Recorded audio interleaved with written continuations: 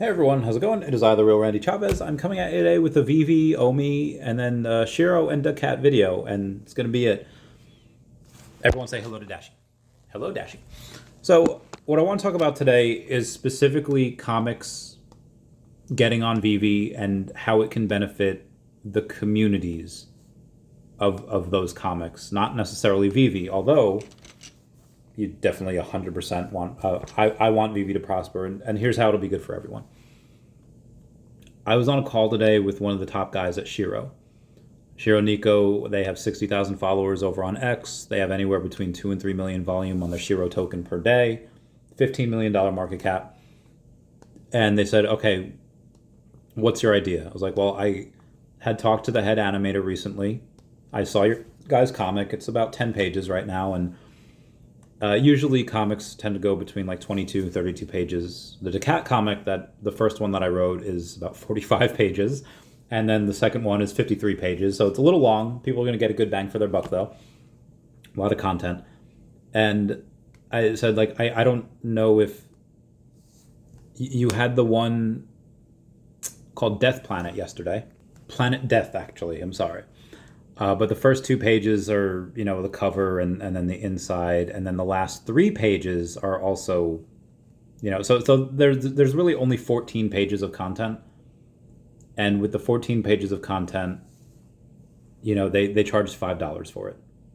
So it's like, okay, and now granted, this Planet Death has sold like 800,000 physical copies, which is nuts for an indie comic. It's called Bad Idea Comics. Anyway, I was like, listen, you have like the creator of John Wick that wrote this comic, and it's 14 pages and they're charging $5. Like, you can't be charging like $7 or $10 for a comic that has like 10 pages. You're going to have to up that a little bit. And they said, okay, yeah, we could talk to the animator. We could stretch things out. We could up it. It's like, okay, cool. And when we got to like the quality of the content, I was like, listen, I'm not going to say that this needs to be like the best comic ever. It doesn't need to flow greatly. Like the point of you getting on here is going to be to sell out the comics and then to eventually get a drop on VeVe. And he stopped me there and he said, well, why go on VeVe where, they'll have to take revenue share, right? I was like, well, yeah, like it's their platform.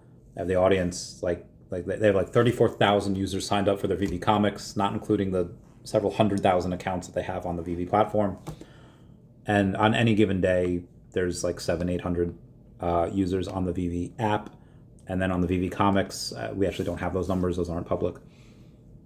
But I was like, yeah, they take the majority share of it. And I'm like, well, why wouldn't I just, like, if they're going to go on the blockchain, if this comic's going to be on an NFT on the blockchain, why don't I just go with Sui? And I could sell a comic out there just as easily as VeVe. I was like, well, you probably could, but you have this point here, and let's play those dominoes out. Anyone that has a following, Instagram, Twitter, Facebook, it doesn't matter where. If you want to sell your comic to your loyal followers, you can do that. And if you want to get into the digital comics, you could 100% make your comic on Sui, on Base. It could be on DEVVE. It could be on anything you want. Link down below for the DEVVE exchange.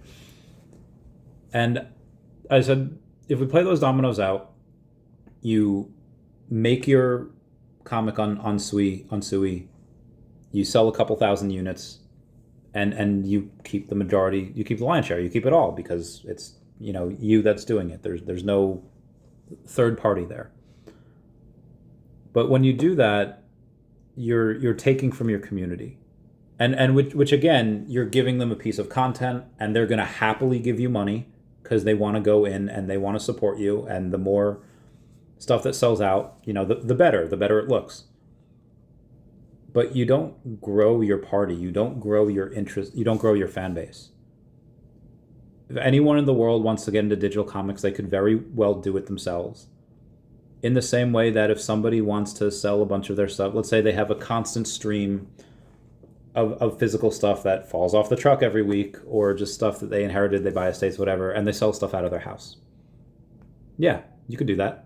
And you don't have to pay anyone. You eat what you kill, You go in and you have a yard sale every week, or you have a store just out of your house. You don't have to pay anyone. Or you could pay for a booth at a mall, or a store in a mall, a kiosk in a mall, and you don't have to worry about people going to your part of your neighborhood, down your block. You have built-in foot traffic. I don't know how successful malls are nowadays. I don't think they are, but follow me here.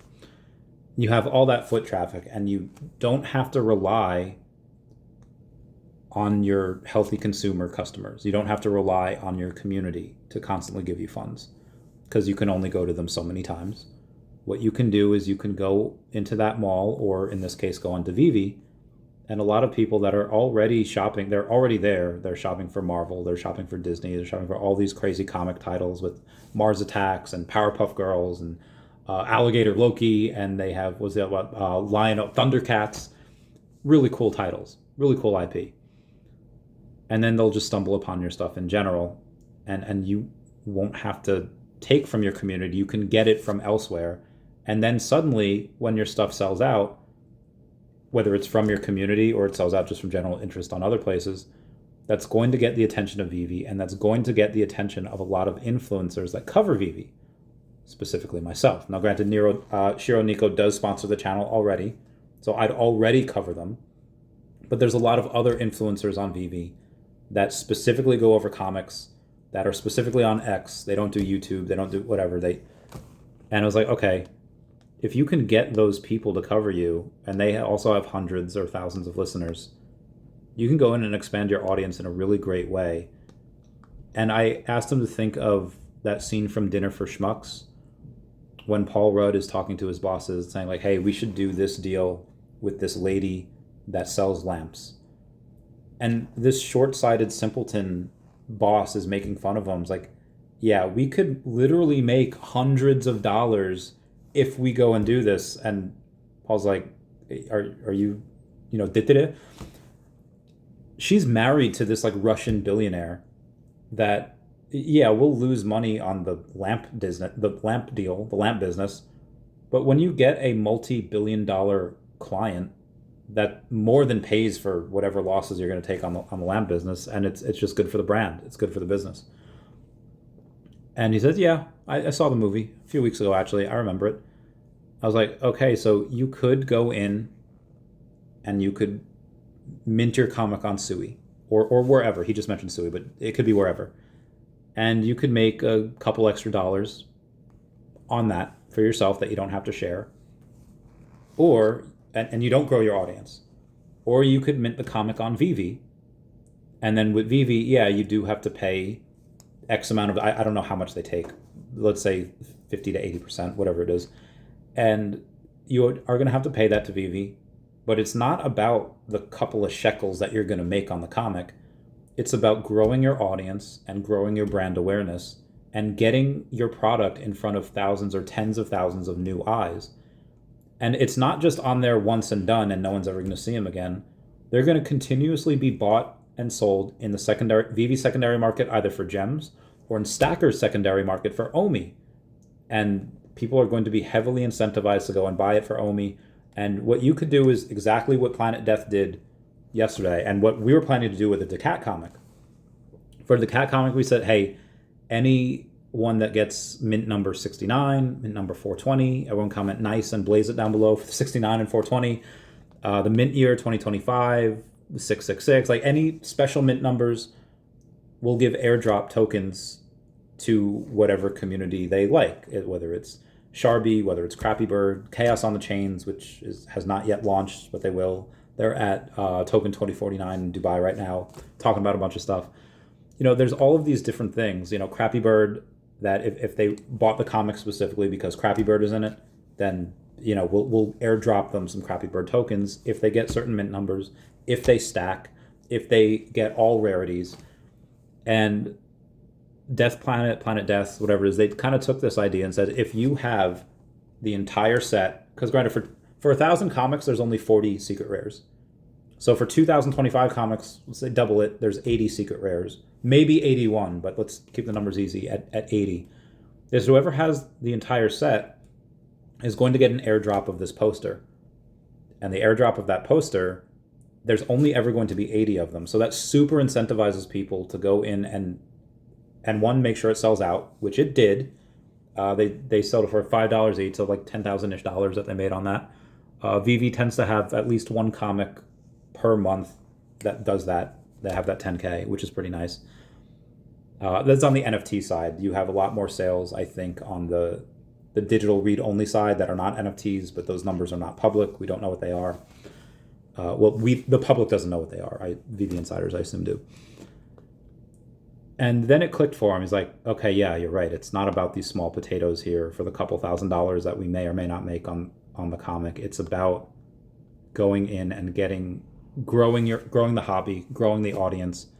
And that's why everybody and their sister is going to go on VeVe. And that's why everybody and their sister is going to want to buy the OMI token because of this. So I don't say this as somebody that is trying to... And again, I don't want to say that I don't care, because if your product is good, you don't need to go to your audience and have them buy. If the product is good, it will get picked up by either me or other influencers over on VeVe, or heck, it doesn't even have to be VeVe, just other influencers in general. And then they'll go over it. They'll search for it, and then they'll find our videos. And if it's good, it'll do that.